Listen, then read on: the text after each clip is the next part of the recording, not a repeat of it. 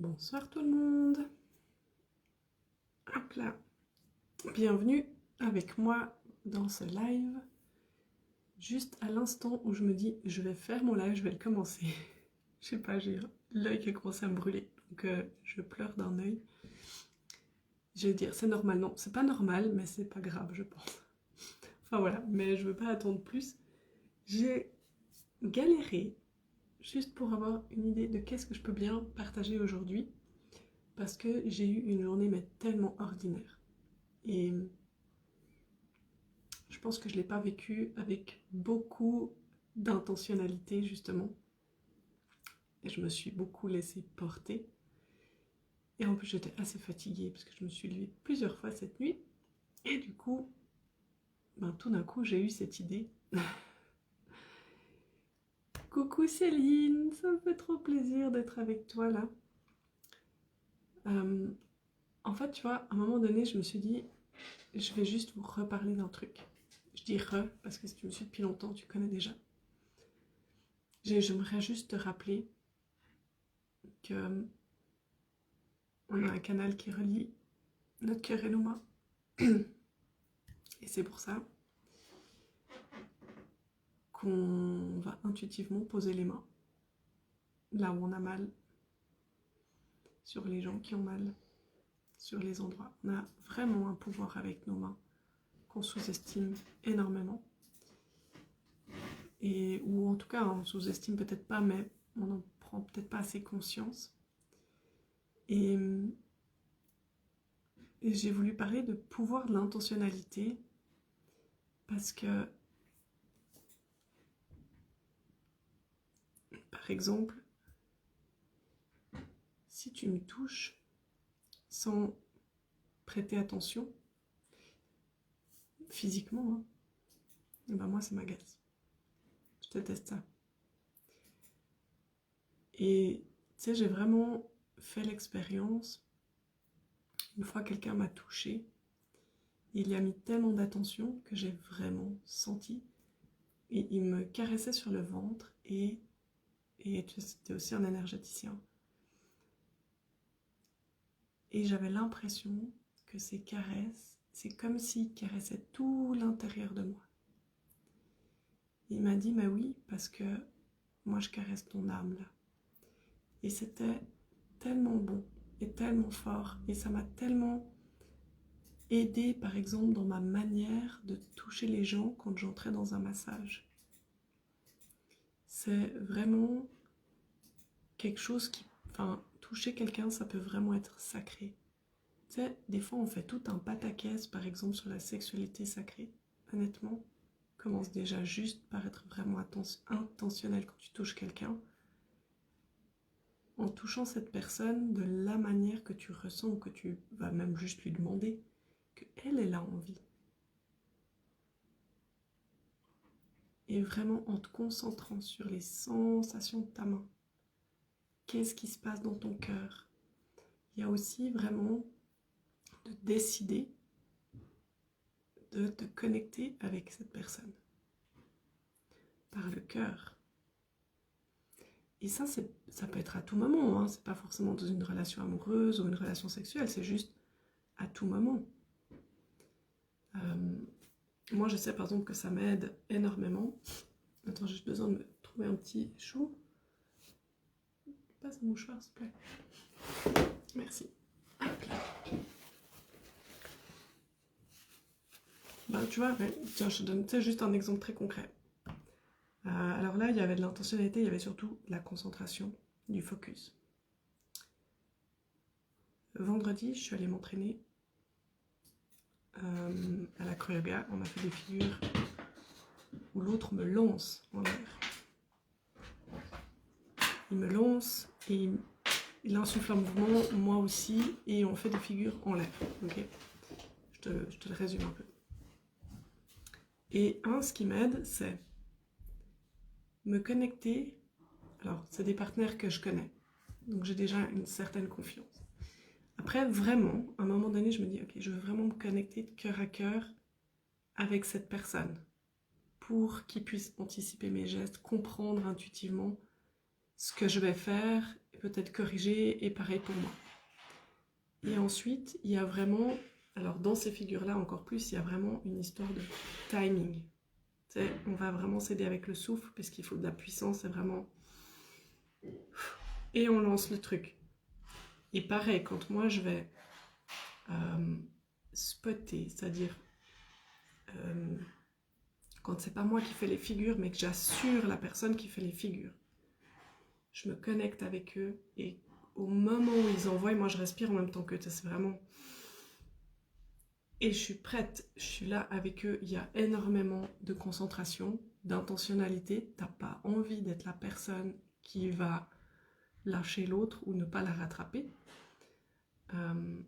Et il y a vraiment cette connexion, c'est comme un instant suspendu, t'es 100% connecté avec ces deux personnes. L'intentionnalité, c'est aussi savoir pourquoi on fait les choses. Donc avoir comme une certaine clarté, et peut-être même comme un mouvement d'anticipation, de se dire ok, je vais faire les choses de cette manière-là parce que, et d'aller gratter un peu plus loin que la surface. L'intentionnalité, ça peut être ah bah tiens, je vais faire le repas, et puis je vais vraiment faire attention à mes pensées quand je cuisine, parce que je veux donner une charge positive à ce que je suis en train de faire. Quand tu fais le lit de tes enfants, quand tu plies leur linge, ton pourquoi derrière tu le fais est important. Avec l'eau, tu peux programmer l'eau, évidemment. Quand tu t'occupes d'une plante, observe tes pensées quand tu t'en occupes, quand tu fais ton jardin.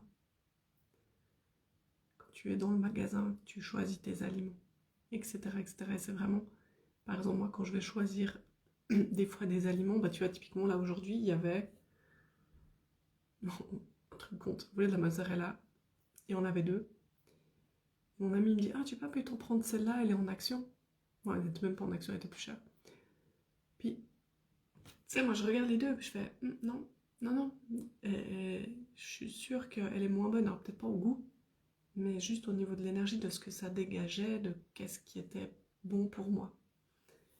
C'est vraiment, en fait, plus tu vas développer ta capacité de focus, d'être aussi intentionnel, parce que pour être intentionnel, on doit être au gouvernail de ses pensées. Parce que quand on les laisse vagabonder, puis qu'on est en pilote automatique, ben on ne peut pas être intentionnel. C'est soit un, soit l'autre. Donc c'est vraiment... L'intentionnalité est très importante parce que notre énergie suit notre attention, pardon. Et en fait, c'est pas que notre énergie, c'est l'énergie. La nôtre, mais aussi l'énergie. En tant qu'observateur, on peut vraiment influencer la matière. Ça, c'est quelque chose qui a été démontré par les sciences quantiques il y a déjà une vingtaine d'années, même plus. Donc voilà, c'est juste ce que je me proposais de vous rappeler pour aujourd'hui, de vous offrir. Si c'est quelque chose de nouveau, n'hésitez pas d'ailleurs à me le mettre dans les commentaires. Est-ce que c'est nouveau? Est-ce que c'est quelque chose que tu expérimentes régulièrement? Est-ce que, enfin voilà, vraiment juste, est-ce que ça t'aide aussi? Est-ce que tu vas pouvoir peut-être faire certaines choses un peu différemment dans ta vie? Et voilà, juste te rappeler que quand tu poses les mains vers toi, tu te rediriges l'énergie qui vient de ton cœur. Plus ton cœur est ouvert, plus il rayonne, plus tu te renvoies de l'amour. Donc voilà. Et j'ai réalisé que nous sommes déjà le 47e live. Il faudrait que je vérifie. Peut-être des fois je ne mets pas juste, puis après coup je corrige. Mais bref, c'est bientôt le 50e. Et je me disais, ça pourrait être intéressant si vous voulez en fait juste venir me poser des questions. Vous pouvez venir sur Messenger puis me les poser, soyez vraiment spécifique. Demandez-vous aussi ce que ça va apporter aux autres que j'y réponde. Parce que honnêtement, aujourd'hui, j'ai eu plein d'idées. Je voulais aborder la dépendance affective, mais je me suis dit, bon, j'ai que 5 minutes parce qu'après, on va regarder un film. C'est genre, aujourd'hui, j'ai oublié que je vais faire live. Enfin, c'est-à-dire, j'y ai pensé plein de fois et je me suis dit, je fais plus tard, je fais plus tard. Du coup, je fais, ah mince, faut que je fasse avant le film parce qu'à 22h30, j'aurais plus envie du tout.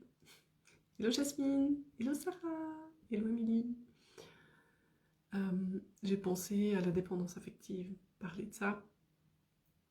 2 âmes dans un corps, je me suis dit, tiens, ça c'est aussi un sujet. Il y a encore un autre truc qui m'était venu.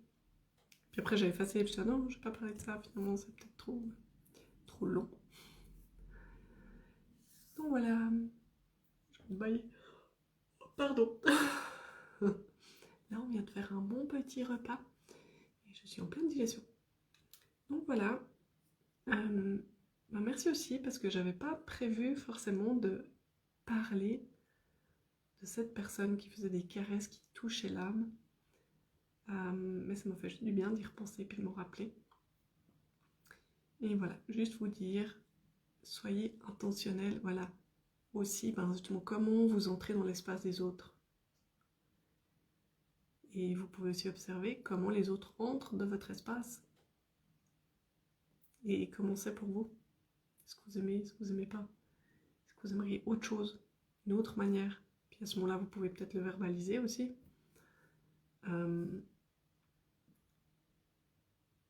Moi, je sais que j'ai des moments où c'est comme quand il y a 2 personnes qui me parlent en même temps, puis qui se tiennent à ça de moi.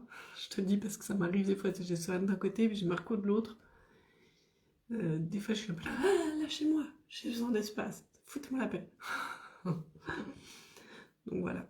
Mais au moins, je sais pourquoi c'est comme ça. Parce qu'ils sont juste 2 à me réclamer de l'attention, donc de l'énergie au final. Hein. Quand on réclame de l'attention, c'est qu'on demande de l'énergie aussi.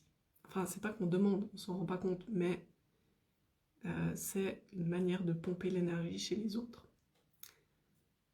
Les vampires énergétiques, ça pourrait être aussi un super sujet. Bon, vous pouvez me dire dans les commentaires le sujet qui vous parlerait le plus. La dépendance affective, les vampires énergétiques et le fait qu'il y ait plusieurs âmes dans un corps. Est-ce que ça existe? Et qu'est-ce que ça peut... Comment est-ce qu'on le sait? Voilà, je vous embrasse. À demain. Et passez une bonne soirée, un bon samedi soir. C'était cool de vous voir un petit coup. Bye bye.